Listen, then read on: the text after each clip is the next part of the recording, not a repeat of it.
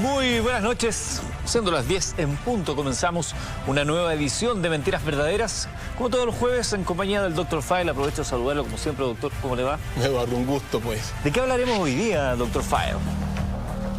Eduardo, amigos y amigas en casa, llegado este momento de la historia, se puede decir que el crimen organizado y el imperio de la ley conviven en la administración del poder total del mundo.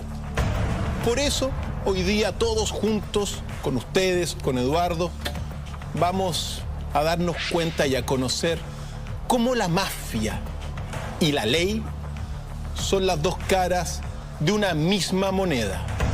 Es el tema de esta noche. Recuerde, como se lo decimos siempre, el que tenga oídos para oír, que oiga. Y que no cese en su búsqueda el que busca.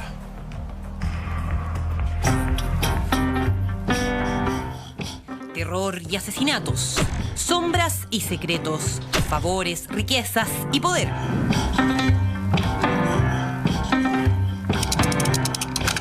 La historia universal revela las primeras pistas sobre la existencia de la mafia en la isla de Sicilia, cuando los tres hermanos, Oso, Mastroso y Carcañoso, se ven obligados a huir de Toledo tras vengar con sangre el honor de su hermana violada.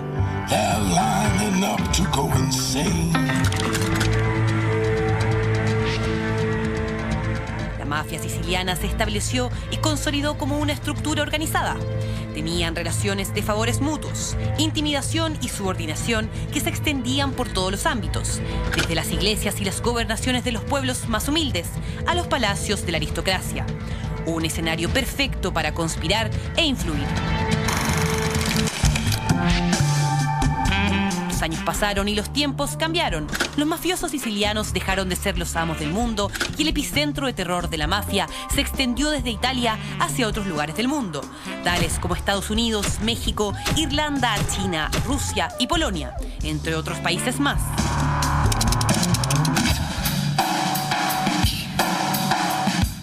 Mostrando las formas de control más crueles, feroces y violentas de negocios ilegales, como el tráfico de armas, el negocio de las drogas, la industria del sexo y los bienes raíces, entre otras actividades ilícitas para su sustento. En el mundo, las mafias han causado irreparables daños. Unas miles de personas han muerto por su causa y otras miles más se han unido a ellas, haciendo que sus tentáculos crezcan cada vez más y se expandan a todas las aristas imaginables. ¿Qué pasaría si te dijéramos que la mafia está presente también en el mundo del fútbol? ¿Creerías que existe un vínculo entre la iglesia y la mafia? Hoy conoceremos los orígenes y el modus operandi de una de las formas más crudas y antiguas del crimen organizado, junto a Dr. File.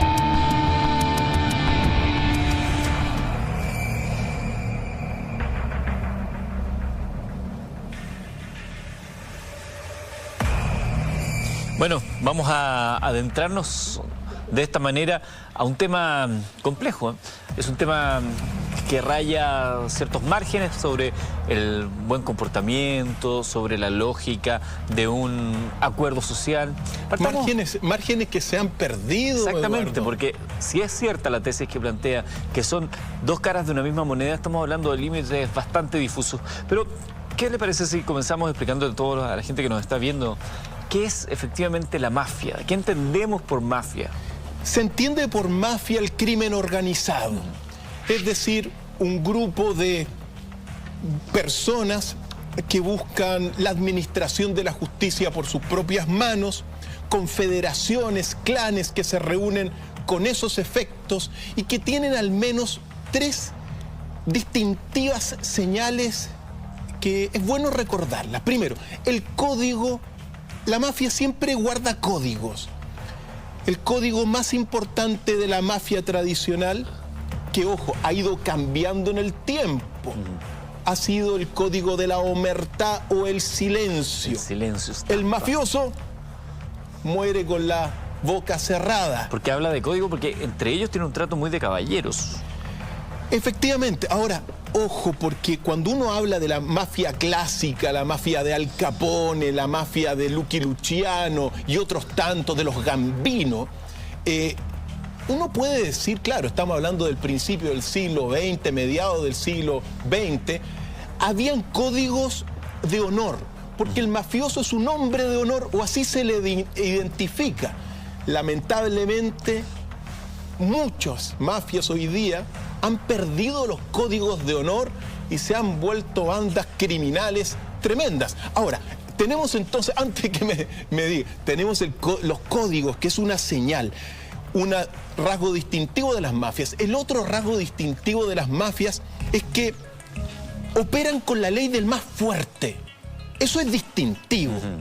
Y los débiles se salvan solamente por el clientismo con los poderosos. Así que aquí los débiles en la mafia no valen nada.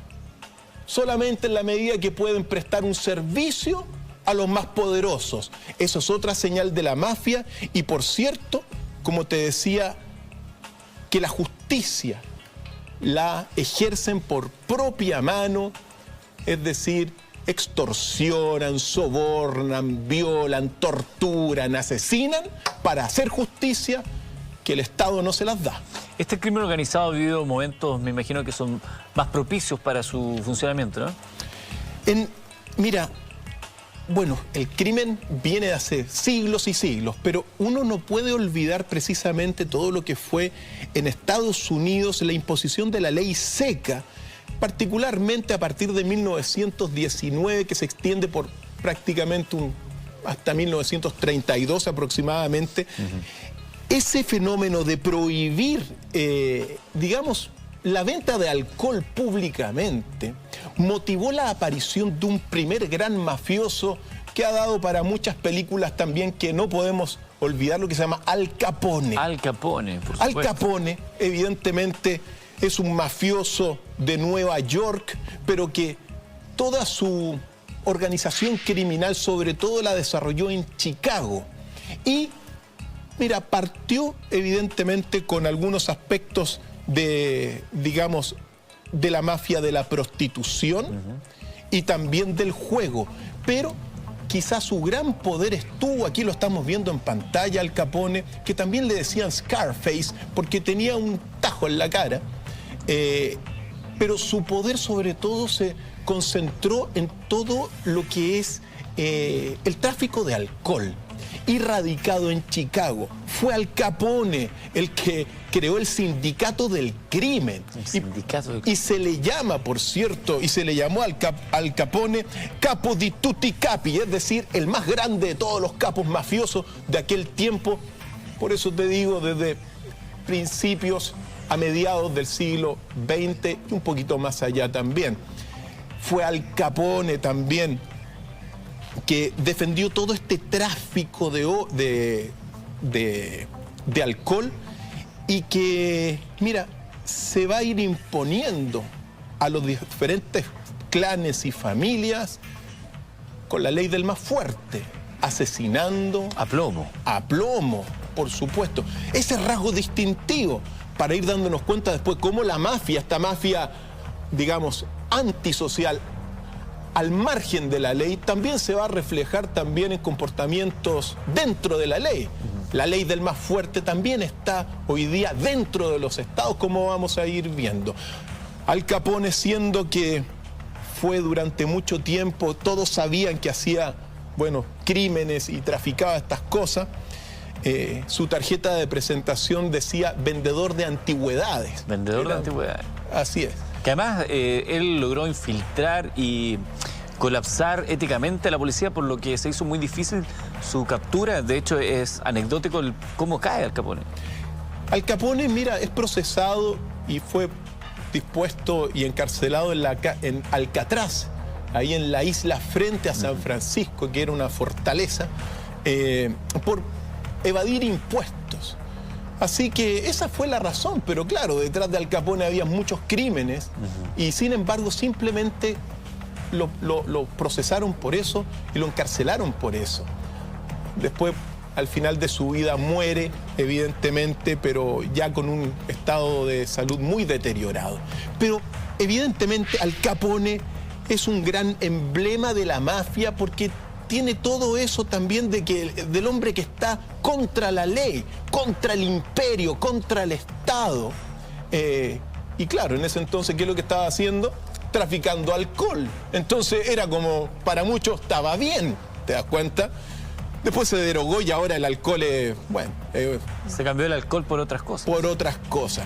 Pero así como está Al Capone, uno no puede olvidar dentro de este escenario a otro gigante mafioso de aquel tiempo. Si me va a poner sobre la mesa, Dr. File, el nombre de Lucky Luciano, yo le digo de inmediato que necesito hacer una pausa, ponerme un chaleco antibalas y luego seguir hablando de estos mafiosos. Hacemos una pequeña pausa, estamos recién comenzando. Esta historia de la mafia, dos caras de una misma moneda, es la tesis que nos plantea Dr. File el día de hoy. Regresamos.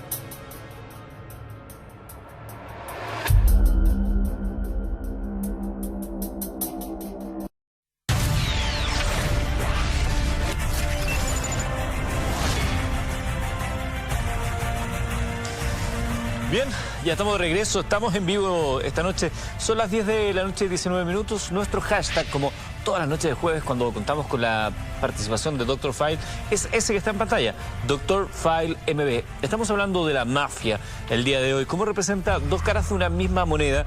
Y así como habíamos hablado de Al Capone, antes de ir a la pausa, usted me mencionó a don Lucky Luciano, más conocido, bueno, ese era su nombre de fantasía, por decirlo de alguna manera, por su verdadero nombre es Salvatore Lucarnia.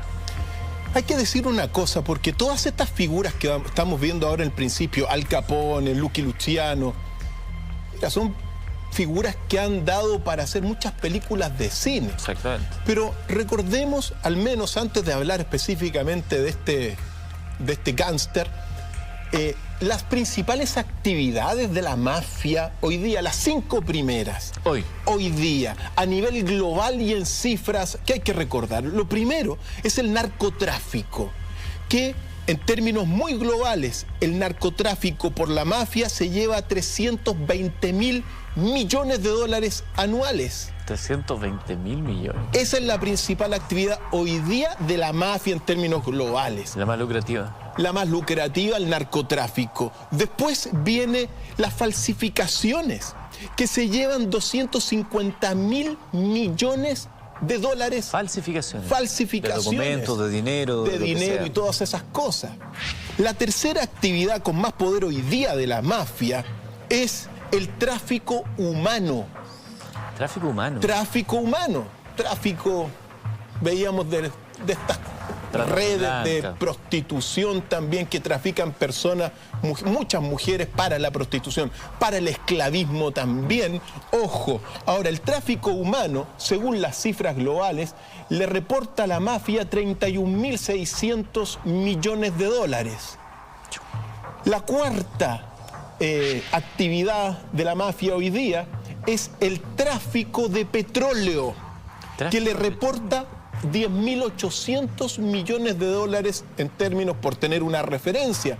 Tráfico de petróleo, claro, piensa tú Irak hoy día, Siria, pero sobre todo en Irak, cómo ese país fue devastado y grandes mafias están llevándose el petróleo, traficando petróleo. Y la quinta actividad más lucrativa es el tráfico de vida salvaje, que lleva aproximadamente y le reporta unos 10.000 millones de dólares a la mafia. Animales exóticos, lo trafican.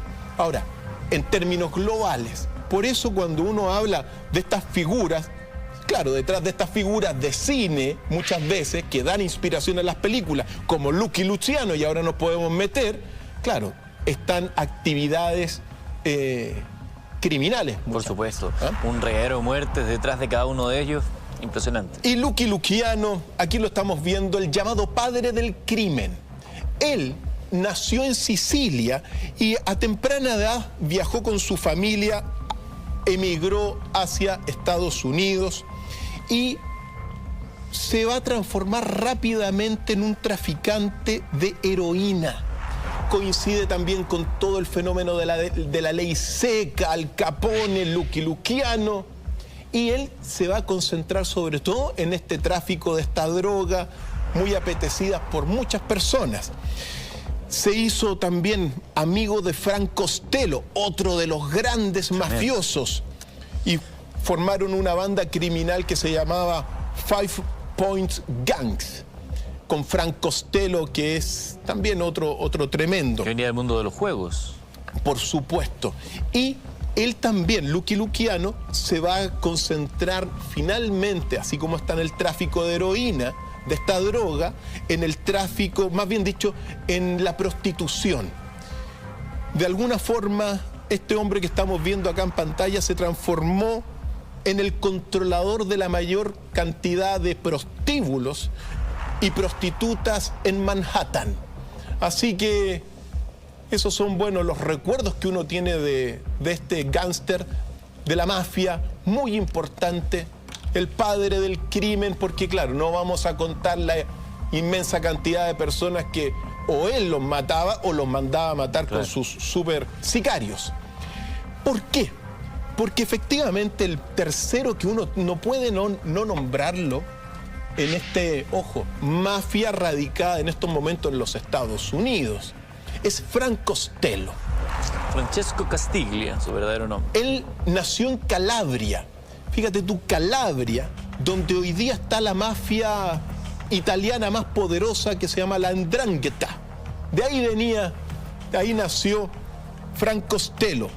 Por eso es un mafioso italiano estadounidense que se va a dedicar al imperio del juego. Los casinos, básicamente, eran su lugar de todos los días, su ambiente de desarrollo, su ambiente donde podía traficar todas estas cosas. Un lugar muy propicio para blanquear dinero, por lo demás. Así es. Y estuvo muy relacionado con la Cosa Nostra, que evidentemente la Cosa Nostra es de las mafias más importantes que ha tenido en la historia. En Sicilia, ¿no? En Sicilia. Ahora, Frank Costello importante porque va a formar todo lo que es la familia Luciano, que se va a llamar la familia Genovese, que va a ser una de las familias más importantes vinculados con la Cosa Nostra. La Cosa Nostra eran 5 familias, una de estas familias era la familia Genovese, por lo tanto Frank Costello la lidera y claro, tienen las relaciones muchas veces. La mafia, ojo, muchos mafiosos o la mafia que está ahí en Italia muchas veces era controlada de Estados Unidos. Eso ocurre frecuentemente. Ahora, detalle de Frank Costello. Fue el primer mafioso de la historia que visitó un psicólogo porque sentía algunos remordimientos por algunas acciones que había hecho criminales.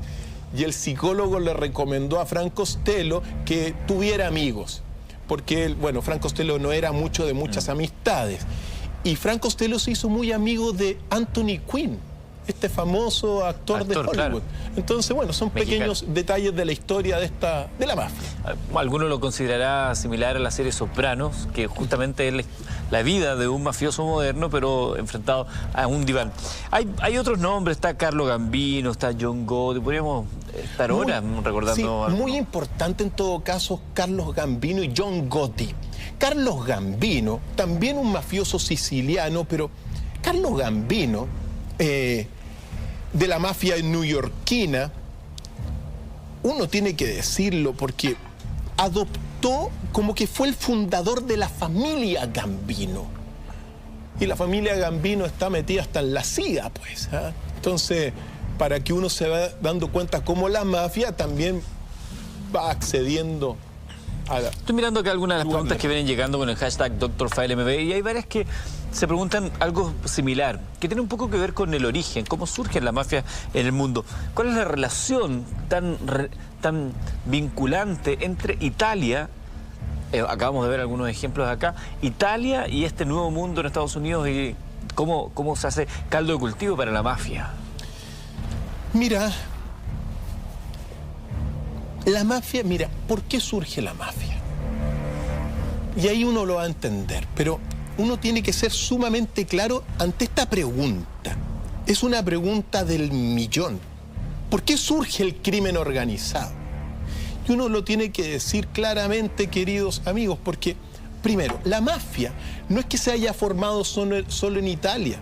Hay mafia desde que el hombre es hombre prácticamente, en Rusia, en la Rusia de los zares. ¿Qué decir de los yakuza en Japón? Es decir, hay mafia en todas partes del mundo, también la Cosa Nostra en Italia, etc. Pero ¿por qué surge, Eduardo? Y esta pregunta es relevante.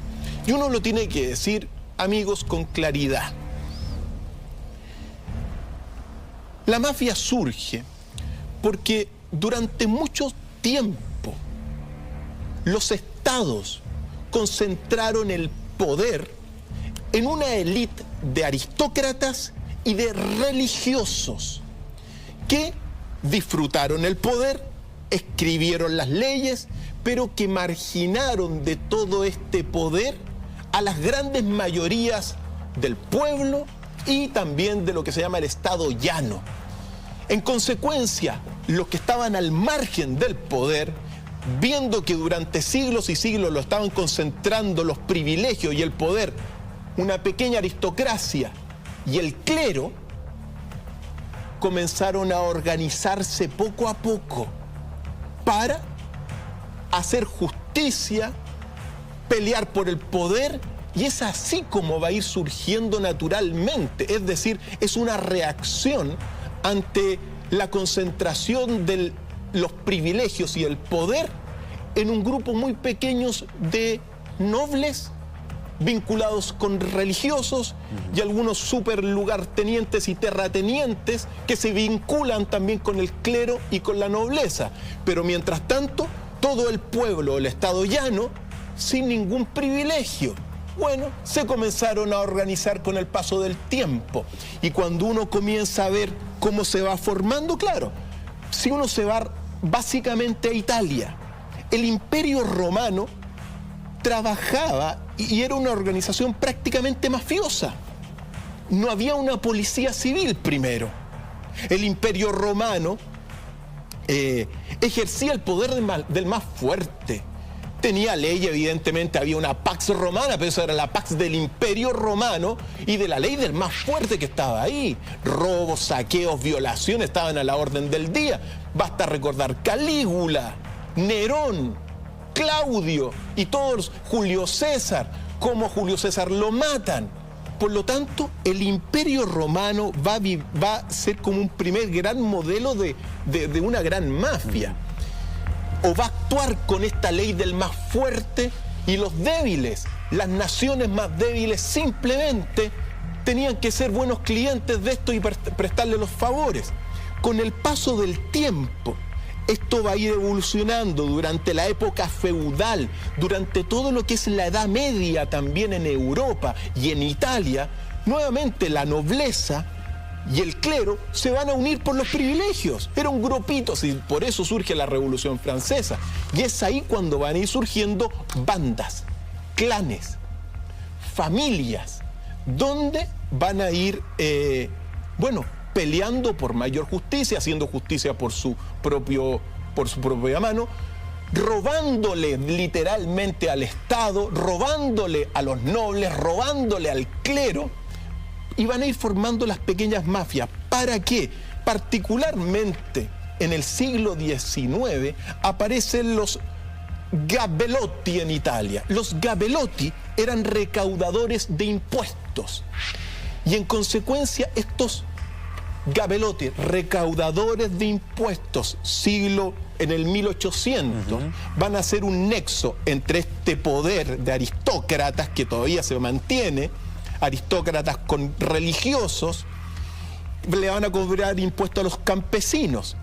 pero al mismo tiempo ellos van a ir adquiriendo mucho poder en esta administración de cobrar impuestos, y de ahí van a surgir realmente en el siglo XX las primeras familias realmente mafiosas como de la Cosa Nostra y otros. Así como está esta relación, doctor Feil, entre estos mafiosos italianos y Estados Unidos, esta cuna de esta nueva forma de entender la mafia, también me desprendo de lo que está señalando otra relación que es intrínseca, y aquí lo quiero plantear con absoluto respeto, pero ¿se podría hablar desde esa perspectiva que usted ha señalado que existe una mafia dentro de la Iglesia? Esas son preguntas que yo tengo que responder. Sí, doctor Feil. Mira, uno tiene que decir que para bien o para mal, la Iglesia ha convivido con la mafia. Y particularmente, bueno, desde hace mucho tiempo, pero particularmente desde el siglo XX, con la Cosa Nostra, y también hoy día con la mafia más poderosa de Italia, que es la 'Ndrangheta. La 'Ndrangheta está radicada en Calabria, es una mafia calabresa, muy importante porque desde los 1990 los juicios a la Cosa Nostra le van a quitar poder y va a surgir esta mafia 'Ndrangheta que se vincula directamente también con todo lo que es el Vaticano, particularmente con la Iglesia Católica. ¿Por qué? Y aquí vienen los detalles, porque, mira, la Iglesia, claro, la mafia 'Ndrangheta y también la Cosa Nostra le da ciertos principios fundamentales desde donde puede operar desde donde puede operar la mafia. Primero, son tres elementos fundamentales que la mafia de la 'Ndrangheta sacan de la doctrina de la Iglesia. Primero, la redención. Eso es fundamental. La redención. La redención, es decir, los pecadores también se pueden ir al cielo si es que se arrepienten. Eso es fundamental para ir dándonos cuenta cómo la mafia italiana de la Cosa Nostra y también de la 'Ndrangheta se van a ir infiltrando y van a ir a convivir directamente dentro de la Iglesia. Primero entonces les da todo lo que es la doctrina de la redención. Correcto. Usted es un asesino, un criminal, traficante de cocaína o traficante de heroína, violador, torturador, bueno, tiene el perdón porque eso se lo da la Iglesia doctrinalmente. También lo segundo que toma la mafia de la Iglesia es el concepto de familia. La familia es el núcleo de la sociedad. Eso lo dice Vox Populi, la doctrina católica. Bueno, lo más importante también dentro de los códigos de la mafia es la lealtad de la familia, porque ellos no disponen de las leyes del Estado, ellos disponen de la seguridad que le da la familia. Entonces, segundo elemento que es tomado por la mafia para ser en su sentido religioso. Redención, familia. Y el tercero es, bueno, la doctrina sobre la mujer. La doctrina sobre la mujer en la Iglesia Católica, la mujer es la autora del pecado original y es lo peor que existe. Desde el principio del universo está el diablo con la mujer. Por lo tanto, son bien machistas en ese sentido. La mujer sirve para la prostitución. Estábamos hablando que una de las principales fuentes de ingreso de la mafia es la prostitución. Bien machista la mujer en la casa y ellos pueden estar con esta doble moral porque la Iglesia lo sostiene así, doctrinalmente. Lo conversamos hace una semana. Entonces, cuando uno se va dando cuenta que la mafia toma esto, la mafia se va a sentir cercana a la Iglesia. Y esto es muy relevante porque sucede que la 'Ndrangheta particularmente la 'ndrangheta, para no hablar en este momento solo de la Cosa Nostra, la 'ndrangheta hoy día es la mafia italiana de Calabria o mafia calabresa más poderosa del mundo y que está vinculada directamente bajo estos conceptos doctrinales con la Iglesia Católica y con el Vaticano. Conviven juntos. Ahora bien, la 'ndrangheta, mira, los ingresos anuales de la 'ndrangheta fluctúan entre los 60.000 millones de dólares anuales en una serie de diferentes actividades. 60.000 millones de dólares, que es en esta mafia donde está en Palermo, San Juan, también son sus... pero representan el 3,5% del Producto Interno Bruto de Italia, la 3,5%. Así es. Ahora bien, es muy importante para irnos dando cuenta de esta vinculación, que la 'ndrangheta, mira, está compuesta por 100 familias, con 5.000 miembros en Italia. San Lucas es el refugio de la 'ndrangheta y los jefes de la 'ndrangheta están en Australia y en Canadá. Por lo tanto, muy importante, las actividades fundamentales de la 'ndrangheta. Nuevamente, lo primero, las drogas. Reciben 27.000 millones de dólares por las drogas. Tienen 5.700 millones de dólares en empresas comerciales y con contratos públicos, legales. ¡Ojo! Eso es una de las cosas que vamos a ir viendo. Es decir, esta mafia trafica drogas, pero tiene contratos públicos también legales. Por eso la diferenciación entre la mafia y la ley se va perdiendo. Hay prostitución, 2.800 millones de dólares anuales por prostitución. Claro, porque como la mujer es la autora del pecado original, como lo dice su iglesia, bueno, la pueden prostituir. Extorsión, 5.000 millones de dólares. Y usura, extorsión y usura, 5.000 millones de dólares. Y 3.000 millones de dólares la 'ndrangheta en todo lo que es el tráfico de armas. Ahora bien, sucedió un episodio que uno no se puede detener, ¿ya? Y esto es muy importante, queridos amigos, porque esto ocurrió exactamente en enero del año 2014. Un mafioso o un abuelo ex mafioso de la 'ndrangheta estaba dispuesto a delatar a la 'ndrangheta. Haciendo caso omiso a uno de los principales códigos que tienen los mafiosos. Del silencio. Eso lo supo la 'ndrangheta y en enero del año 2014 la 'ndrangheta lo agarró en un auto, iba con su hijo, no, iba con su nieto de 3 años y los balearon y después los quemaron. Al abuelo. Al abuelo y al niño de 3 años. Bueno, esto ocasionó y significó que el Papa Francisco, por primera vez en la historia, mira, antes del Papa Francisco, ningún papa había hablado de la mafia. Ninguno, ninguna jerarquía religiosa de la Iglesia Católica, como vamos a ver con los antecedentes que tenemos, que estaban metidas, nadie había hablado de la mafia. Solamente Juan Pablo II una vez dijo mafia, pero antes nada. Bueno, debido a este crimen, el Papa Francisco fue en junio del año 2014 a Calabria y excomulgó a los mafiosos de la 'ndrangheta y tenemos esa declaración. Presten atención porque esto para la mafia es haberle quitado el piso a la salvación, es quitarle las comunión. Los conceptos que habían tomado. Por supuesto, y estas son las palabras del Papa Francisco, escuchen bien.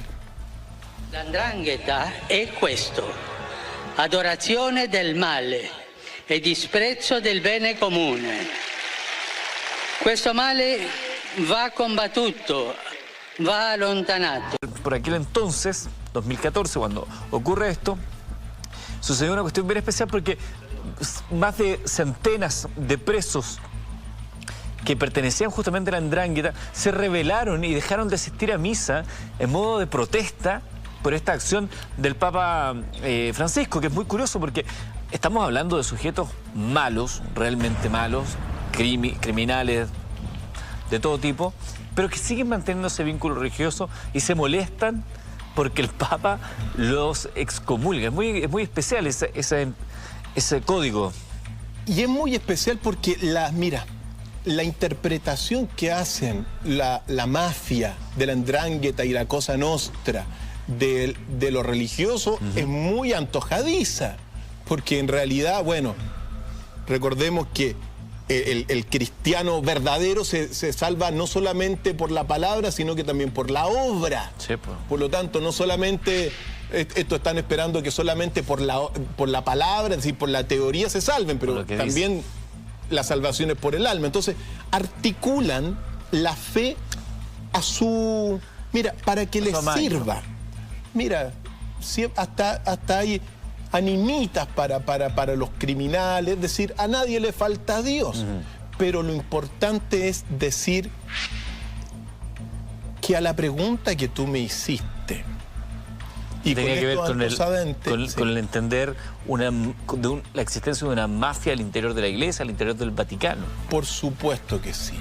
Y uno tiene que decirlo, por supuesto que la mafia y el Vaticano han convivido desde hace muchos siglos. Si yo menciono al Papa Alejandro VI, ¿qué me podría decir, Dr. Fire? Mira, para quizá uno de los autores más importantes que ha revelado el actuar de la mafia, que es Mario Puzo, autor del Padrino, de Los tontos mueren, del Último Don, del Siciliano. Bueno, durante toda la vida, mientras él escribía estos grandes bestsellers que se ha llevado al cine, él estudió e investigó al hombre que veíamos ahí, que era Alejandro VI, a los Borgia. Y finalmente, él escribe su último libro póstumo, que fue Los Borgias. Y él sostiene, y pone todos los antecedentes en la mesa, que el primer don de la mafia italiana fue el Papa Alejandro VI. Por lo tanto, desde ese minuto, cuando uno se va, no solamente a él, cuando uno se va a, por ejemplo, se lee Maquiavelo, El Príncipe, capítulo 18, ahí sale textualmente de los ejemplos actuales que son mentirosos, que fingen, que engañan. Maquiavelo dice, citaré uno, Alejandro VI. Alejandro VI no hizo más que engañar al resto para sus bienes personales. Y eso es lo que hizo. Entonces, cuando nosotros estamos hablando de la relación entre la mafia y la religión, primero, fijémonos bien, Papa Alejandro VI, primer don de la mafia, según Mario Puzo, y uno de los maquiavélicos en el poder del Vaticano más importante de toda la historia. Un sádico también, un proxeneta, un tremendo. Tremendo. ¿Hay algunos antecedentes más actuales? Por eso, si nos vamos también, ojo, si nos vamos particularmente a 1929, el Papa Pío XI, recordemos que firmó un concordato con el Estado fascista de Benito Mussolini. Entonces, a ver, el Papa firmando un acuerdo con el fascismo. Entonces, ¿de qué estamos hablando? O sea, claro, uno puede decir el fascismo se tomó el poder, no era mafia, era el gobierno en un momento dado, pero también el fascismo. ¿Cuántos crímenes hizo el fascismo? Violentísimo y muy cercano a la Iglesia. Por eso te digo, muchas veces las aristocracias muy cercanas al poder religioso desde siempre. Si nos vamos también a 1933, aquí estábamos viendo los documentos, el mismo Pío XI firmó a través de Pío XII, que en ese entonces no era el Papa, el concordato con la Alemania nazi. Por lo tanto, de alguna forma, en esos 30, la década de los 30, el papado Vendidos. era amigo de los nazis y también de los fascistas. Uno no puede perder, digamos, o sea, bueno, tiene alguna vinculación con la mafia, con el crimen, con el exterminio. Claro. Evidentemente la respuesta es sí. Y uno no puede olvidar también, dentro de este escenario, la visita de Juan Pablo II a nuestro país, cuando es recibido por el general Augusto Pinochet. Claro, es recibido, todos sabemos que Pinochet lo que hizo acá en Chile y que al menos 3.000 personas fueron detenidas, desaparecidas bajo el mandato. Unos podrán decir, no, porque no fue mucho, da lo mismo. A mí no me... Pero el Papa viniendo acá a entablar una relación, invitación de Estado, aceptada. Podríamos decir también que era una visita de esperanza para un pueblo, considerando lo que venía a continuación. Recordemos que además la visita de Juan Pablo II a Chile incluye un episodio bien especial, que es cuando él lo engañan para salir a los balcones de la Moneda, situación que no se iba a dar. Él se había negado a hacer eso, a aparecer en el balcón junto a Pinochet, y sin embargo él lo engaña y le hace creer que va a pasar a una sala detrás de una cortina y en realidad sale al balcón de la Moneda. Mira, es muy controvertido esto, pero siempre es bueno recordarlo porque uno lo mira como chileno, ¿ya? Pero desde afuera, muchos criticaron la visita del Papa a prestarle de alguna forma ropa a un régimen dictatorial. Sea lo que sea, controvertida la situación, que nos hace recordar siempre el beso de Judas en su concepto más tradicional, es decir, muchas veces el que Judas bese a Jesús puede ser la redención de Judas. Pequeños detalles. Pero estos son antecedentes para decir algo con mucha claridad, y esto hay que decirlo con claridad, ¿ya? Porque ¿hay antecedentes? Sí. ¿Que vinculan a la mafia con el Vaticano y con la religión católica? Por supuesto que sí. Y a partir de algunas declaraciones, porque particularmente de Bernardo Provenzano, que fue el máximo líder de la Cosa Nostra, uno puede decir algunas cosas. Provenzano fue arrestado en el año 2006 y procesado después de 43 años fugitivo, el máximo. Y Provenzano dice claramente que durante todo el siglo XX existió lo que se llama la Santa Trinidad. Ojo, amigos, la Santa Trinidad que gobernó Sicilia durante más de 4 décadas y que consistía, según Provenzano, en la religión católica, el Vaticano; segundo, la mafia de la Cosa Nostra; y tercero, la política y la democracia cristiana italiana. Esa era la Santa Trinidad. Qué tremendo. Por lo tanto, claro, democracia cristiana, Cosa Nostra, Vaticano, Santa Trinidad durante 4 décadas del siglo XX. Y digo más, según los documentos de las confesiones que hizo Bernardo Provenzano, dijo: había que financiar a la iglesia como a la democracia cristiana. También se depositaban grandes sumas de dineros en el Banco Vaticano. para el soborno de políticos y mafiosos. Que quede claro. Por lo tanto, cuando uno se da cuenta, querido Eduardo y amigos y amigas, de la realidad que no sabíamos, hoy día la podemos saber. Sí. Banco Vaticano, Vaticano y mafia han convivido en la administración del poder durante muchísimos años. Esa vinculación, Cosa Nostra, vínculos políticos, la democracia cristiana italiana y particularmente el Banco Vaticano, esa cercanía, ese coqueteo, ¿tuvo que ver en algún minuto con la caída, la renuncia o la salida del juego de un papa? Estoy hablando de algo ocurrido contemporáneo a nosotros.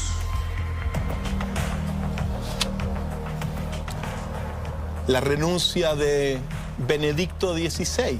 ¿Por qué renunció Benedicto XVI? Hoy día como que las preguntas que hemos formulado y que me han formulado son puras preguntas del millón, Eduardo. La tengo que responder también. Es que es un tema importante porque si la vinculación es tal, tiene que haber algún nexo que vincule un hecho inédito que hasta el día de hoy el mundo cristiano mantiene ahí en alerta la existencia de dos papas con esta vinculación a la mafia. La Santa Trinidad. Pues mira, yo les voy a decir una cosa, ¿por qué renunció el Papa Benedicto XVI? Porque se ha especulado y obviamente esto creo que amerita un capítulo aparte. Pero renunció por algo que tengo aquí en mis manos, querido amigo, que afortunadamente no está publicado acá en Chile, pero son las cartas secretas de Benedicto XVI. Ahí están. Las cartas secretas de Benedicto Estas XVI. cartas son más de 100 cartas que le llegaron a Benedicto XVI y que se filtraron en el año 2012 y se publicaron en el año 2012.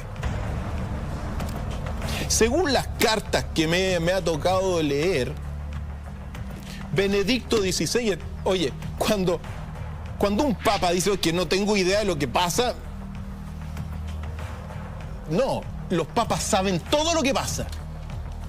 Cuando un obispo dice, no es que no tenía idea que había pedofilia en la puerta de mi iglesia, falso. Son más mentiras simplemente. Porque las cartas de Benedicto XVI que toco con mis manos acreditan que Benedicto XVI sabía de algunas cositas simplemente. Del espionaje que hay, sabía de la manipulación de la información que hay, de los encubrimientos de pedofilia que hay en toda la cristiandad, sabía de los contubernios del Vaticano y de los religiosos con la policía italiana, sabía de todos los manejos irregulares del Banco Vaticano, porque la mafia, la Cosa Nostra, la 'Ndrangheta, invertía en el Vaticano. Sabía también de una extraña desaparición que conmovió a muchas italianas, la desaparición de Emanuela Orlandi, de quien se ha rumoreado que fue raptada en fiestas sexuales. Sabía el Papa. Fiestas sexuales donde están metidos mafiosos, pero también miembros de la iglesia. Yo estoy leyendo simplemente un resumen de lo que dice las cartas de Benedicto XVI, pues. También los nexos del Vaticano y de los religiosos con la industria pornográfica. Lo sabía también Ratzinger y están acá en las cartas. Particularmente en Alemania. Este nexo de pornografía de la industria en Alemania, evidentemente con sacerdotes y el destape, evidentemente, de un sinnúmero de casos de pederastia y pedofilia que involucran a los jerarcas católicos en Estados Unidos y particularmente también en México. Por lo tanto, cuando uno dice esto, aquí están las causas de la renuncia de Benedicto XVI y del cisma que se está viviendo dentro de esta crisis general de la Iglesia. Doctor Fael, después de haber conocido ya esta primera parte, la pregunta que quiero plantear es la siguiente. Es básicamente, ¿dónde se encuentra el poder de la mafia en la Iglesia Católica?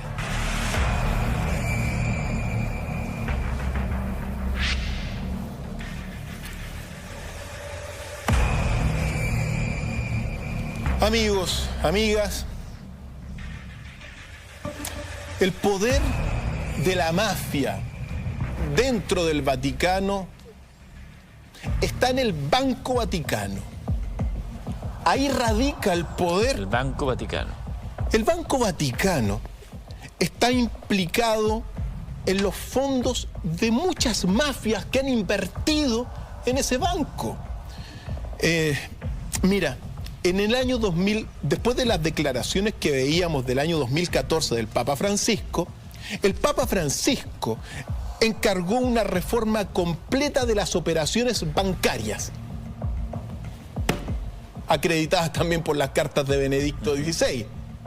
Y año 2015, 750 clientes se les cortó las relaciones con el Banco Vaticano. Inmediatamente, 750 clientes cuyo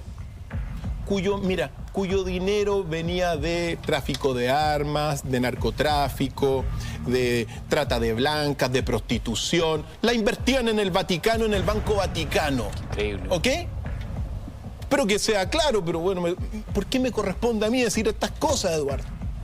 Pero lo tengo que hacer porque uno tiene que defender la verdad y sobre todo para las personas más pobres, más ignorantes que no saben, que lo digan, porque la verdad nos va a hacer libres. La verdad va a reformar todo. La verdad es el camino para evolucionar. Por lo tanto, me corresponde decirlo. Ahora bien, cuando uno se da cuenta de esta situación donde instaura, digamos, esta reforma, 750 clientes se van para afuera, son 750, ojo, montos que se invertían en el Banco Vaticano de todo tipo de industrias criminales, pero que se va distribuyendo a todas las diócesis del mundo católico también, pues.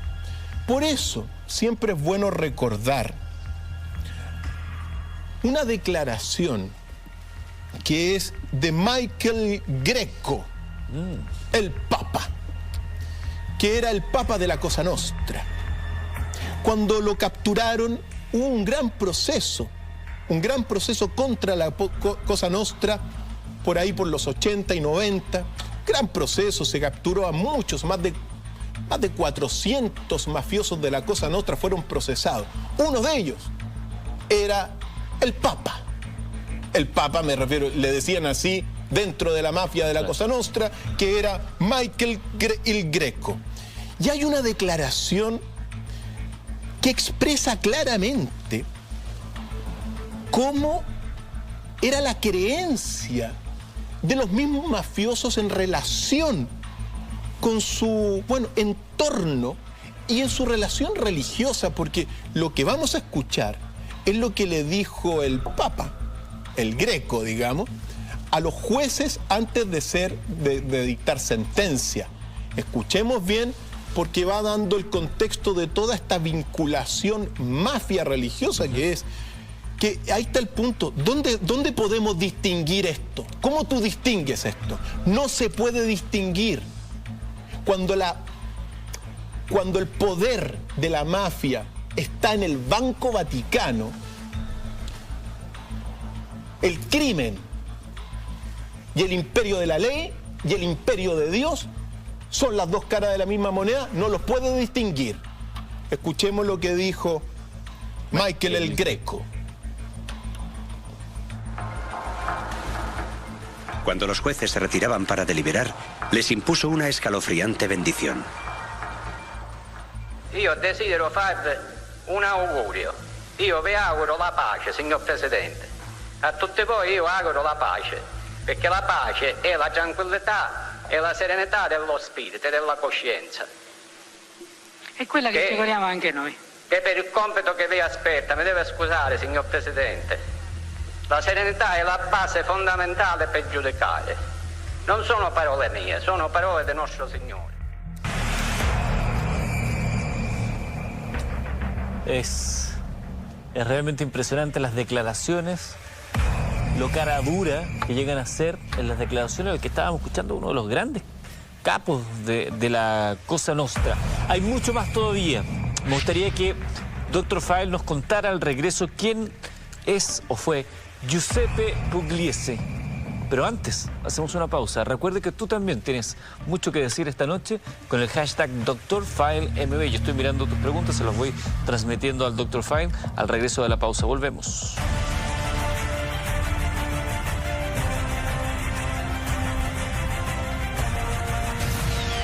En Mentiras Verdaderas hay muchas preguntas, entre ellas de Pamela desde Arica preguntaba por este personaje, Giuseppe Puglisi. ¿Quién es realmente Giuseppe Puglisi? Mira, es un sacerdote nacido en Palermo en 1937, un sacerdote de parroquia. ¿Y por qué lo nombramos? Porque en realidad durante todo el tiempo, toda la historia de la Iglesia, de alguna forma y particularmente del tiempo contemporáneo, ningún jerarca de la Iglesia denunció la mafia del Banco Vaticano, ningún obispo habló, ningún papa habló, hasta Francisco y un poquito Juan Pablo II, sino que quien combatió la mafia con la palabra y denunció los crímenes precisamente fue Giuseppe Puglisi, o Pino Puglisi también que se le llama, un sacerdote de parroquia nuevamente. Es tan importante porque las palabras de Puglisi significaron que la mafia de la Cosa Nostra, de la 'Ndrangheta, tuvieran mucho miedo porque, bueno, estaba moviendo al pueblo en contra de los mafiosos. Antes de contar el destino que tuvo, escuchémoslo en sus últimas declaraciones antes de ser asesinado por la mafia. Pero escuchemos al padre Puglisi. Ma noi speriamo che qualcosa via via vada cambiando.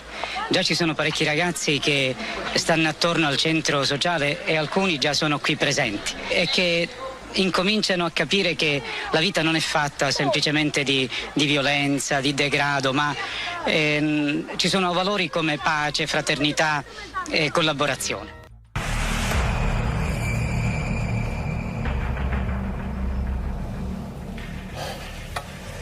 ¿Qué es lo que sucede con el padre Puglisi? Levanta la voz en contra de la mafia y al poco tiempo la mafia lo asesina.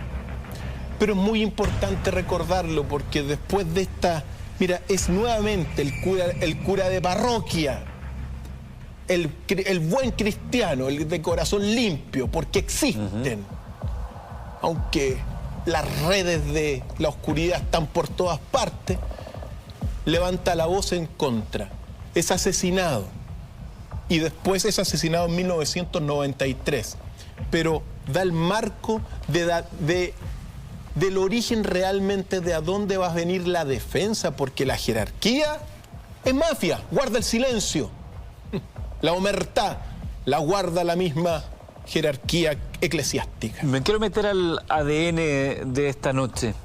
¿Podemos establecer o podemos señalar cuál es el límite moral entre la ley, por un lado, y la mafia, por otro?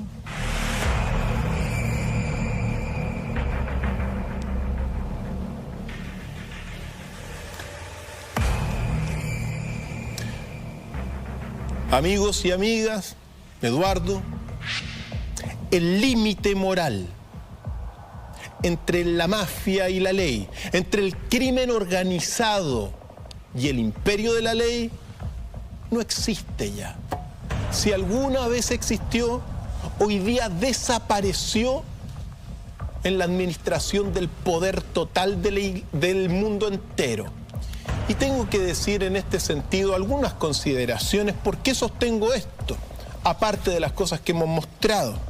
Porque cuando uno dice que la mafia, por ejemplo, la mafia mexicana, ha matado en el año 2007 a 20.000 personas, eso es lo que ha matado, es decir, prácticamente 60 personas por día la ha matado. El año 2017, ¿ya? Claro, la mafia, crimen organizado, narcotráfico ha matado en México tantas personas. Pero cuando uno se da cuenta, por otro lado, la guerra de Irak, el imperio de la ley, ha matado a 400.000 personas en base de puras mentiras y operando como la mafia, la ley del más fuerte, y se acabó. Cuando tú te das cuenta, el tráfico de armas de la mafia son más o menos anualmente unos 10.000 millones de dólares, tráfico. Pero cuando tú te das cuenta que la venta de la industria armamentista mundial son 315.000 millones de dólares, bueno, estaba hablando prácticamente de lo mismo. Cuando te das cuenta de la prostitución en la mafia, que son 4.600 millones de dólares, bueno, ¿por qué acaso no hay prostitución en toda la pedofilia al interior de la Iglesia Católica? ¿Cuál es la diferencia? El grado nomás. Unos más y otros menos. Y evidentemente el Estado, los privilegiados, el clero, los aristócratas, los industriales, ocupan más estas cosas. Los robos Al Capone. Era un ladrón de bancos, entre otras tantas cosas, Al Capone. Pero cuando tú te das cuenta de la colusión, por ejemplo, de las farmacias, del papel para el baño, de los pollos y otras tantas cosas, ¿eso no es un robo legal? El límite se perdió. O actúan ambos como la mafia. Cuando te das cuenta de la usura, obviamente, en la mafia italiana, que gana 2.200 millones de dólares, pero también hay usura en otras partes. O el narcotráfico. El narcotráfico de la mafia gana 320.000 millones de dólares anuales, pero hoy día hay muchos bancos europeos y también japoneses vinculados con el narcotráfico. Por lo tanto, queridos amigos, el límite moral entre el imperio de la ley y la mafia se perdió. Es algo impopular, pero ya que estamos hablando de la mafia y la iglesia, por estos días estamos hablando de uno de los principales eventos deportivos del planeta. Hablemos también entonces de la mafia y el fútbol. La mafia y el fútbol ha sido denunciado últimamente por Loretta Lynch, que destapó toda la mafia de la FIFA. ¿En qué consiste la mafia del fútbol que hoy día estamos, viviendo el Mundial de Rusia? Pero son sobornos de árbitros, arreglo de partidos, extorsión, apuestas. Y evidentemente detrás de todo esto también incurren en todas sus fiestas indirectamente la prostitución, la droga, fluye por todas partes en esta mafia que es la mafia de la Federación Internacional de Fútbol.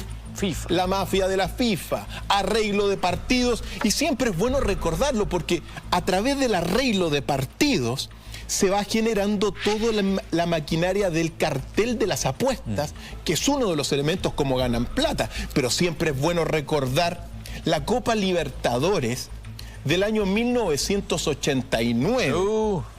Cuando el Colo-Colo iba a pasar, pero estaba en un partido Olimpia de Paraguay. Sol de América. Con Sol de América. Yo me acuerdo perfectamente. Y para que no pasara el Colo-Colo, tenía que ganar Olimpia 5-4. Adivinen cuál fue el resultado. 5-4. Arreglo de partidos. Eso fue un escándalo de proporciones que evidentemente te va revelando todo lo que es la mafia del fútbol, instaurada, por cierto, por Joao Havelange, que en paz descansa. Ahora, ¿Joao Havelange qué? Que en paz descansa. Joao Havelange, sí. ¿Podrá descansar en paz ese hombre? Bueno, recordemos también otro arreglo de partido importantísimo, el torneo chileno de 1994, cuando Palestino tenía que tener una gran diferencia de goles para no bajar a segunda, y en ese torneo de 1994 Palestino ganó 7-1 a Rangers y se salvó del descenso. Por lo tanto, arreglos de partidos, ¿ya? Recordemos también el Mundial de 1978 en Argentina. En la semifinal jugaba Argentina con Perú. Y para pasar a la final, con ese tipo de torneo que había, Argentina tenía que ganar por lo menos por cuatro goles a Perú. Y le ganó por 6 goles. Y claro, llegó a la final, pero fue un escándalo de proporciones inmensas. Bueno, toda la herencia de la mafia italiana, por cierto, está en nuestro querido país hermano Argentina. Así que bueno, es parte de todo lo que es el tango y esa idiosincrasia que tienen los argentinos. Pero recordemos aquel episodio, ese 6-0 que se fue también a arreglín de partido. Y por cierto, todo lo que fue el escándalo en el año 2007 del descenso de la Juventus a segunda división por un escándalo de proporciones también, donde estaban involucrados no solamente la Juventus de Italia, el equipo más popular del mundo. Así que así es como uno puede dar constancia que también la mafia, el poder corrompe y el poder absoluto corrompe absolutamente, se ha infiltrado en el fútbol. ¿Cómo funciona la mafia? Sí, pues. Importantísimo, porque, mira, la mafia, bueno, tiene muchos mecanismos, pero hay algo muy importante sobre esto, que es el cartel de apuestas. En el fútbol. En el fútbol. Entonces, claro, con todos estos arreglines de partidos, lo que sucede es que hoy día se ha denunciado y se ha hecho público un cartel de apuestas dirigido desde Singapur por un tal Dan Tan, ¿ya? Este cartel de apuestas lo que hace es ganar precisamente, al menos en el último tiempo, en los últimos 5 años, 8.000 millones de dólares. ¿Cómo? Lo primero que hacen, los socios pagan sobornos por el arreglo de partidos. A veces pagan $100.000 por arreglar un partido. Se sobornan a árbitros, a algunos jugadores. Luego, los cómplices del cartel apuestan en los centros. Llegan a ganar por partido, invierten 100.000, llegan a ganar por partido $2 millones por partido. Negocio redondo. Ojo, negocio redondo. Después, los implicados acuerdan los resultados. Es decir, le pasaron platita para acá, le pasaron platita para allá, a los árbitros, acordemos resultados, listo, se acuerdan los resultados. Ojo, con autogoles, con penales, con anulación de goles, con de repente cuando estáis perdiendo te ponen 5 minutos de extra y evidentemente con los apostadores después cobran. En consecuencia, la mafia también ha llegado al fútbol y capos de la mafia podemos ver a Jadwe, a Teixeira y los grandes dones de la mafia, Blatter y Joao Havelange. Parte de toda esta mafia donde ya se pierde el límite entre el crimen y la ley.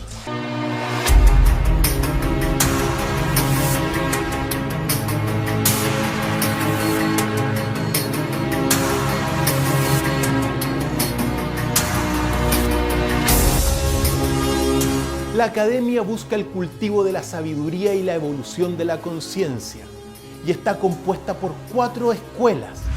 La escuela de los 8 enigmas, la escuela de las 8 culturas, la escuela de las 8 fuerzas y la escuela de los 8 milagros. Las 4 escuelas se relacionan entre sí, al igual que las 8 disciplinas de cada una de ellas. Entre el 8 y el 4 se da la cuadratura del círculo de la sabiduría.